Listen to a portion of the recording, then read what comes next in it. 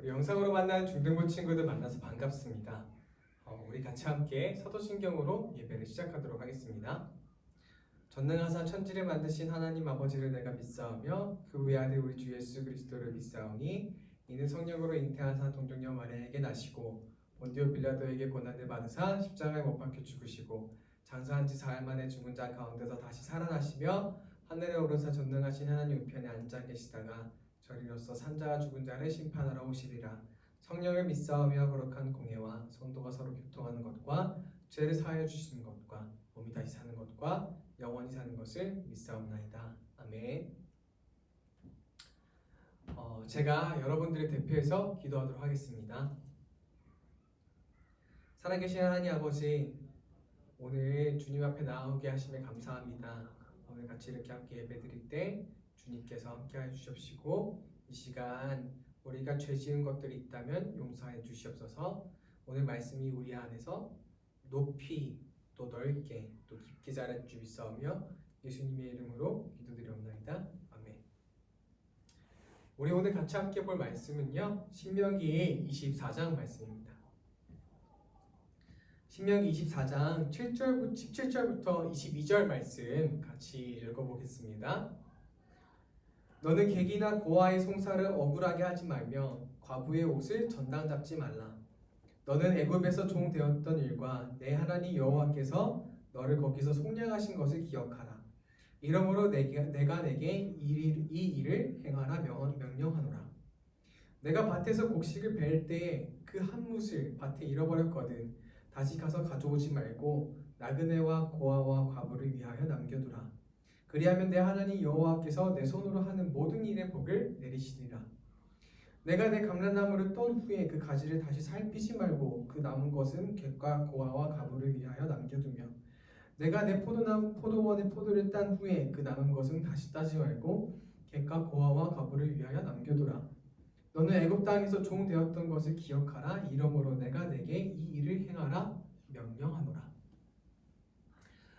중등부 친구들 영상이 조금 늦게 되어서 죄송합니다. 저희가 원래 제가 오전 예배 때 영상을 촬영했어야 되는데 그 촬영이 조금 잘못돼서 이렇게 따로 영상을 찍어서 올리게 되었습니다. 그래서 늦어진 점 정말로 미안하고 죄송합니다. 오늘 말씀은 이제 신명기 24장은 하나님께서 모세를 통하여 애굽에서 나온 이스라엘 백성들에게 지켜야 될 것들을 알려주시는 내용입니다. 그런데 그 말씀으로 이제 본격적으로 들어가기 전에 제가 몇 가지 질문을 해보려고 합니다. 여러분들 혹시 이 네 가지 단어의 뜻을 알고 계신가요? 바로 엘사, 첫 번째 엘사, 빌거, 그리고 전거, 월거입니다. 서울에서 초등학생들이 친구들을 왕따 시킬 때 쓴다고 하는 이 단어는 엘사, LH에 사는 사람들, 월거, 월세 거지들, 전거, 전세 거지들, 빌거, 빌라 사는 거지들이라는 뜻을 가지고 있습니다. 우리 사회가 벌써 이렇게 초등학교 때부터 친구들을 물질로 바라보기 시작하는 정말 물질 만능주의, 물질 독재주의가 우리 삶에 이렇게 만연하다는 것을 제가 이 기사를 보면서 좀 느끼게 되었습니다. 근데 왜 어떻게 이렇게 하다가 우리나라가 초등학생까지 친구들을 돈으로서 판단하기까지 됐을까요? 좀 과거로 내려가 보면 우리는 어떤 교육을 받아왔는지를 살펴보면 알 수 있을 것 같습니다. 과거에 우리는 일제강점기 시대 때 일본 왕을 섬기는 교육을 받았었습니다. 그러다가 이제 독재 정권에 들어서서는 공산주의를 철폐하자라고 하는 그런 운동과 그리고 또 산업혁명을 일으키자라고 하는 그런 운동, 두 가지 운동을 일으켰고, 그리고 우리는 그 밑에서 교육을 받았었죠. 그리고 이제 민주화가 된 후에, 우리나라가 민주주의 국가가 된 후에 정말로 국민이 대통령을 선거를 하는 그런 나라가 된 후에는 어떤 교육을 받았을까요? 어떤 교육을 받았나 생각하기 전에 우리나라의 특징을 조금 알아야 됩니다. 그 특징은 우리나라에는 어떤 자원도 없다는 겁니다. 뭐 기름이 충분하지도 않고요, 가스가 충분하지도 않고 뭐 보석이 많지도 않습니다. 뭐 조금씩은 나오겠지만 다른 나라의 팔 정도는 되지 않아요. 그래서 우리는 인적 자원을 길러내야 했습니다. 네, 사람을 자원으로 보는 겁니다.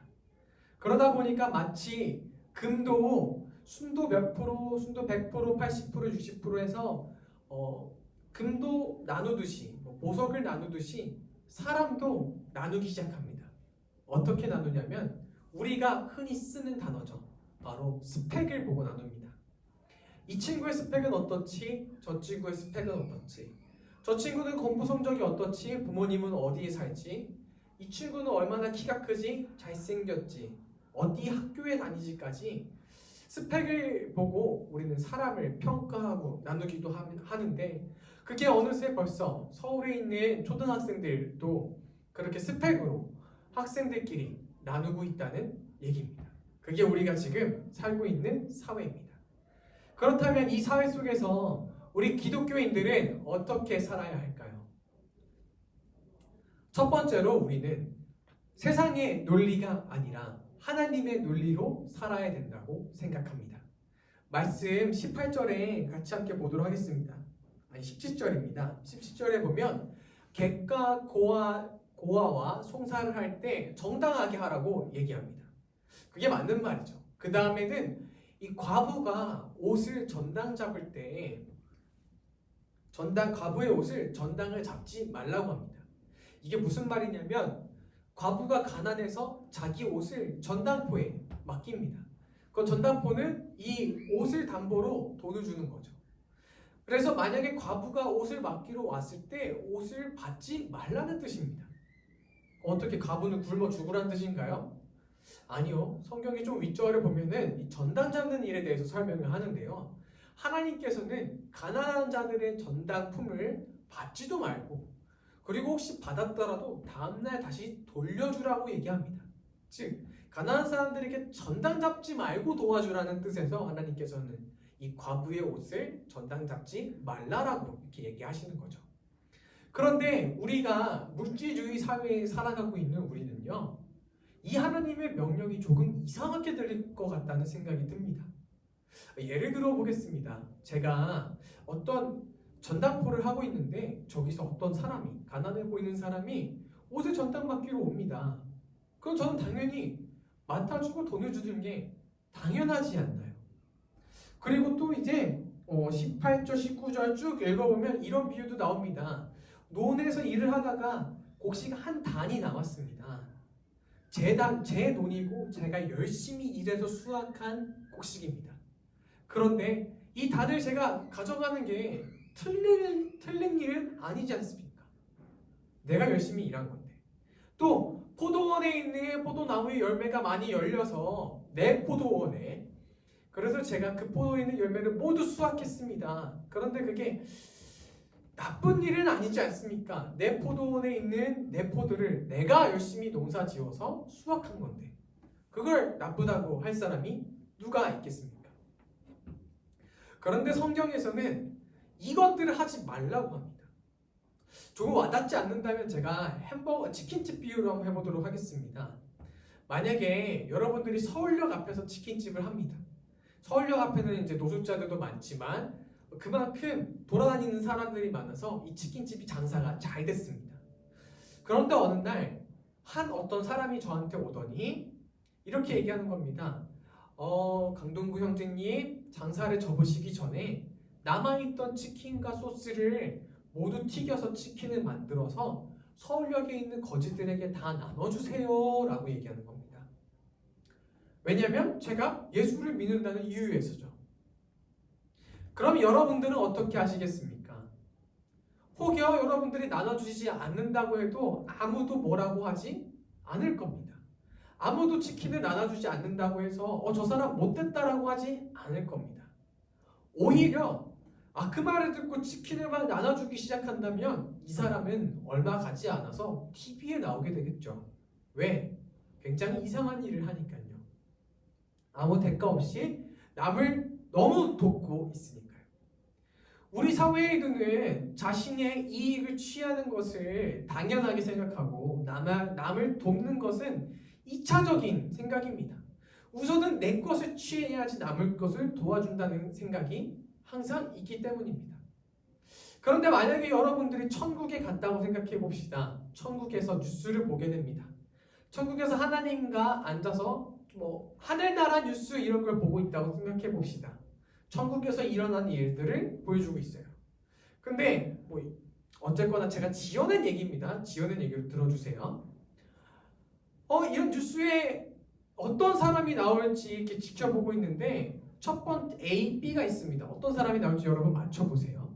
A, 막 자기가 만들고 팔고 남은 모든 것들을 나눠주는 사람이 천국 뉴스에 나올 것이다.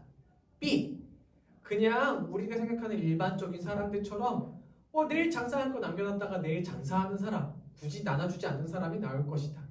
어떤 사람이 TV에 나올까요? 제 생각에는 B, 두 번째 사람. 그냥 우리가 일반적으로 생각하는 사람, 내 거니까 내가 만들어서 그냥 다음날 팔아야지 생각했던 사람이 아마 천국 뉴스에 나쁘게 나올 것 같습니다.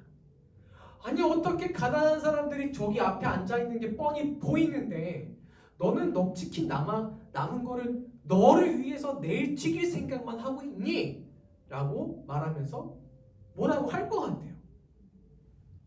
이처럼 우리가 세상 속에서 주어진 어떤 교육이나 환경 때문에 하나님의 나라의 생각은 어떤지 생각하지 못하고 살아가는 것 같습니다.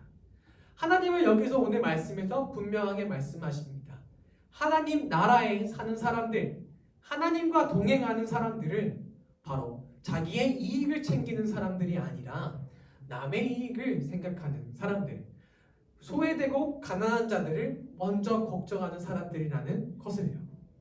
그리고 굉장히 중요한 건 우리도 사실 그게 더 우선됐다는 것을 알고 있습니다. 여러분들 중 누구도 우리가 남은 것들을 가난한 자들에게 나눠주자라고 했을 때 그거 정말 미친 짓 아니야? 라고 얘기하는 사람은 없을 거예요. 왜? 그게 선한 일인 걸 아니까요. 우리 모두 선한 일을 알고 있습니다. 예를 들어서 곡식을 다 뱄는데 한 단이 남아서 그것을 취할지 말지. 근데 취하면 가난한 사람들이 못 먹고 만약에 거기 두면 가난한 사람들이 먹는다는 사실을 알 때 우린 선한 것이 무엇인지 알고 있습니다. 포도원에 가서도 열매들이 수많이 있지만 거기서 내가 딸 만큼만 따고 아무리 내 밭이라도 가난한 사람들을 위해서 남겨두는 것이 옳은 일이라는 것을 우리는 알고 있습니다. 과부가 옷을 전당 맡기러 왔을 때 이 사람에게서 옷을 전당 맡고 돈을 주는 것보다 그냥 돈을 주는 것이 이 사람을 더 돕는 일이구나 라는 사실 또한 우리는 알고 있습니다. 이렇듯 우리는 무엇이 선한 일인지 알고 있습니다. 자, 그러면 우리 한번 질문해 봅시다. 여러분들은 학교에서 어떻게 살아가시나요? 학교에서 세상의 논리대로라면 그 아까 말씀드렸던 초등학생들처럼 내가 싫어하거나 뭔가 부족한 학생들을 왕따시켜야 하죠. 왕따가 되게 해야 합니다. 그런데 하나님의 나라의 사람들은 어떻게 해야 돼요? 이 친구에게 가까워지면은 나도 친구들한테 왕따 당할 것을 두려워하지만 그럼에도 불구하고 가야죠. 얘기해야죠. 친구가 되어줘야 합니다. 그게 하나님 나라에서 살아가는 방법입니다. 사랑하는 중등부 친구들, 여러분들 모든 것을 물질적으로 보지 마시기 바랍니다. 나에게 어떤 것이 이익이 되고 어떤 것이 도움이 되는지 그것들만을 생각하면서 살아가는 것이 아니라 하나님의 논리대로 타인을 위해서 나의 것을 타인에게 나눠주고 내가 소중히 여기는 것을 타인에게 주고 사랑하는 그런 마음으로 한 주 동안 살아가시기를 축복합니다. 두 번째입니다. 우리 18절과 22절 말씀을 보면 이렇게 말씀하고 있습니다. 너는 애굽에서 종 되었던 일과 내 하나님 여호와께서 너를 거기서 속량하신 것을 기억하라. 이러므로 내가 내게 이 일을 행하여 명하노라. 모세는 이스라엘 백성들에게 너희가 그 애굽 땅에서 종되었던 것을 기억하라고 합니다. 너희도 뭐가 잘나서 이 종에서 풀려난 것이 아니라 오직 하나님께서 모세를 통해서 10가지 재앙을 통해서 종의 신분에서 건져내 주셨다는 사실을 기억하라고 합니다. 우리도 종이 되었습니다. 죄의 종이 되었습니다. 그래서 우리는 모두 죽을 수밖에 없는 죄인이었지만 오직 우리가 아무것도 하지 않았음에도 하나님은 우리를 사랑하신다는 이유에서 아들을 보내셔서 우리를 죄사함을 얻게 하셨고 죄의 종에서부터 자유를 주셨습니다. 자, 이렇게 생각했을 때 우리는 무엇을 할까요? 바로 회개를 합니다. 하나님께서 나의 죄를 용서해 주셨다. 하나님, 그래서 제 죄를 고백합니다. 여러 가지 제가 뭐 야동도 보고요, 누군가를 왕따 시켰고요, 뭐 어머니께 잘못했고요, 뭐 여러 가지 회개들을 여러분들 아마 주님 앞에서 할 겁니다. 그런데 웃긴 게 있습니다. 뭐냐면 바로 옆에 있는 친구 혹은 다른 기독교인들이, 다른 사람들이 아주 조금이라도 잘못하면 바로 저렇게 못된 사람들, 진짜 감옥에 가야 되는 사람들, 벌 받아야 돼 라고 생각한다는 것입니다. 여러분들 아까 제가 초등학생들 얘기했을 때 아마 속으로 이런 마음들 가지고 있었을 거예요. 진짜 못됐다. 한 대 때려주고 싶다. 사랑하는 중등부 친구들, 여러분들은 타인을 향해서 어떤 마음을 가지고 있습니까? 나도 구원을 받은 사람이니 저 사람도 구원을 받았으면 하는 마음에서 안타까워하고 슬퍼하고 눈물 흘리고 있습니까? 아니면 나는 구원을 받았으니 저 사람은 모르겠다, 죄를 형벌을 받았으면 좋겠다는 마음으로 그 위에 서려고 하고 계십니까? 사랑하는 중등부 친구들, 겸손하시길 바랍니다. 여러분들이 무엇 하나 해서, 열심히 해서, 노력해서 죄사함을 받은 것이 아니라 오직 하나님께서 우리를 선택하시고 사랑하사 용서하시고 아들을 주셨습니다. 그 이유 때문에 우리가 종된 거에서 풀려난 것이지 우리의 어떠함 때문이 결코 아닙니다. 그러므로 누군가 무엇을 잘못하더라도 나도 아무것도 아닌데, 나도 아무것도 아닌데 하나님이 용서해 주셨는데 저 사람도 하나님께서 용서해 주시기를 바란다, 이런 마음으로 겸손하게 한 주를 살아가시길 바랍니다. 옆에 있는 친구가 왕따를 당하더라도 여러분들 하나도 잘난 거 없습니다. 여러분 똑같은 사람입니다. 가슴 아파하시고 친구가 되어주십시오. 그렇게 살아가는 우리 중등부 친구들 되기를 주님의 이름으로 축복합니다. 오늘 말씀은 두 가지로 나눴습니다. 첫 번째, 하나님의 기준으로, 세상의 논리가 아니라 하나님의 논리로 살아가는 것, 그것이 중요하다고 말씀드렸습니다. 우리가 배운 대로 물질주의, 개인주의, 그게 중요합니다 라고 얘기하는 것이 아니라 하나님의 가르침대로 살아가십시오. 두 번째로, 나는 아무것도 아닌데 하나님께서 우리를 종된 몸에서 구원하셨다는 사실을 기억하며 겸손하게 한 주를 살아가는 우리 중등부 친구들 되기를 바랍니다. 기도하겠습니다.